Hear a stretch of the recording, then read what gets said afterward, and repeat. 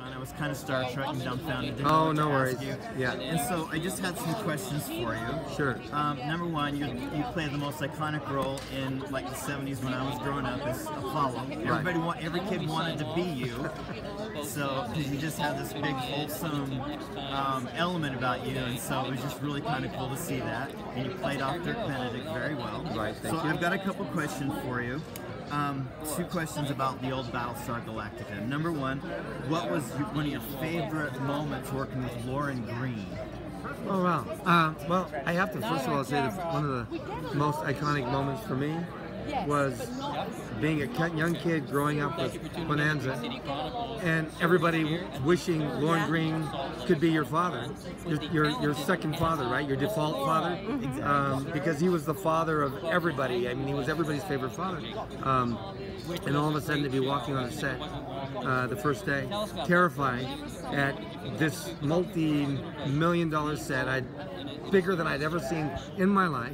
Production, I mean, film companies from all over the world doing interviews. I'd never seen anything on that size before. Having made the deal to come on the show the same day that I walked on the set. And terrified, how do you live up to this? And meet Lauren Greene, and here's the man that you've been watching your whole life, staring down at you, and he takes your hand, and in 2 seconds, I felt like I'd known him my entire life. And he welcomed me on the show.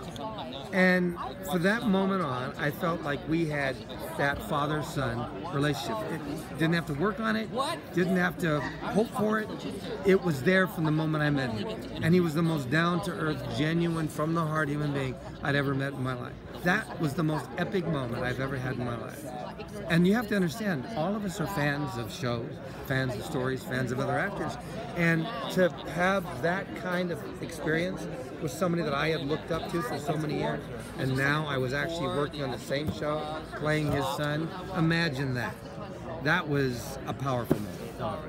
Yeah. What were some of the fun moments with Dirk Benedict? Do you have any good gag reels or bloopers or anything like that? Well, we were always having, you know, some pretty fun moments because when you're on a set 18 hours a day, 7 days a week, you get a little crazy because you have very little sleep and you're working all night. And so, you know, Dirk was always, like I said, eating very healthy food at that time. People don't realize that he went through cancer before Battlestar and it didn't happen after.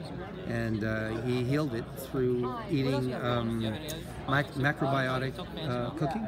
So I had always watched him, you know, having all these beautiful young ladies coming into his motorhome. And every one of us guys on the set were like going, can't we just have one, you know, come into our motorhome, you know? And finally he invited me in because I always wondered what he did in there. And of course what he did in there was to cook a macrobiotic lunch, you know, for these girls that he was dating. So he brought me in and cooked a macrobiotic lunch for me. And then we shared a cigar. So but the funniest one, honestly, was we would have lots of little explosions going off on the set. And we had a little Daggett that people don't realize was actually 3 little monkeys in a mechanical suit. Yeah, and so one of the problems was that when you set off explosions, these little monkeys would jump out of their suits and run up in the rafters, and we'd spend 3 hours, everybody running around, trying to get these little monkeys down so we could continue the shot. But that probably wasn't even the funniest moment. The funniest moment was when we did Triad, and we were in these G-strings, and the girls, you know, Cassiopeia and Jane Seymour were standing behind us, and they were snapping our little jock straps. Anyway. So that scene with them in the pre-flight suits for the Vipers, how did that one go? Oh, well, which are you talking about those That's when they spandex things that we wore? Yeah, no, well, you know, when all the girls had to be the Viper pilots. Oh, that one. Recruit them. Oh, and they were yeah. all like dressed kind of, you know. Well, you know, I hate to say it, but Battlestar was way ahead of its time. I mean, we were already having women in really strong roles. And I thought that was really kind of, you know, progressive to have women playing Viper pilots, you know, and then having Ann Lockhart come in and kick my ass, you know, as a Viper pilot. And Jane Seymour was a very strong, I wish she had stayed on the show. She didn't, but you know, I think Battlestar in many ways was ahead of its time. You know, it really did. It explored some really major things. And I'm only sad that back in that day, networks didn't realize the merchandising aspects of sci-fi, because had they realized that, they would have realized that keeping that show on, just like Star Trek, would have been a fortune maker for them just through the merchandising. And then they would have realized that there's a huge sci-fi audience out there, right? That was only beginning to awaken, because now, as you can see at these conventions have become iconic. What used to be several hundred people is now turning into tens of thousands of people, and the whole family comes to these events. My kids are all over there waiting for me. And every show, not just sci-fi, but every show, artists, writers, directors, and cosplay, which has become the most creative way for kids and adults, right? To step into what actors discovered many, many eons ago, the joy of stepping into a character that you really connect to. And people get to role play and connect to somebody that they watched on the screen, and now they get to explore what that feels like to play that character. It's turned into an amazing kind of an event that brings everybody together. And like we were talking about on stage, is that this world, this convention world, has brought people together from the military, from politics, from left, from right. You know, it doesn't matter who. And we stop fighting and arguing when we come together and share things that we all love. So it's really been an amazing experience for everyone. And Battlestar, like I said, we were very much an extended family. We filmed long 18-hour days, 7 days a week, and we became a very, very tight family. Yeah, everybody got along on that stuff. I felt like on the new Battlestar, yeah, when they had you play the role that you did, yeah, I was like, no, I would always typecast you as Apollo. I'm like, you can't do that to him. Oh, so I loved it. I love playing Tom Zarek.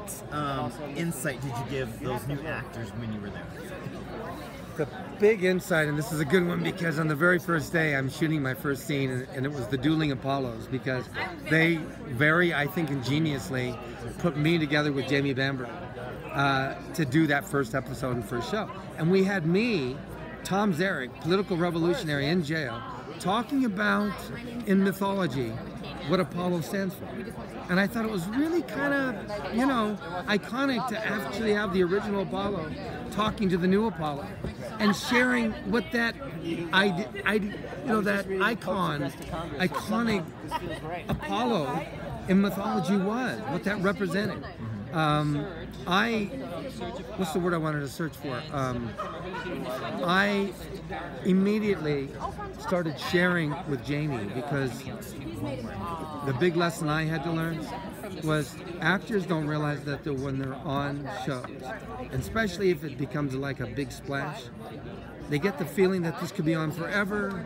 They go out, they buy the house, you know, they start spending money, and they don't realize that this is a crazy business that goes ups and downs, and one moment everybody can love you and you're getting the big paycheck, the next moment you can be sitting there wondering what happened.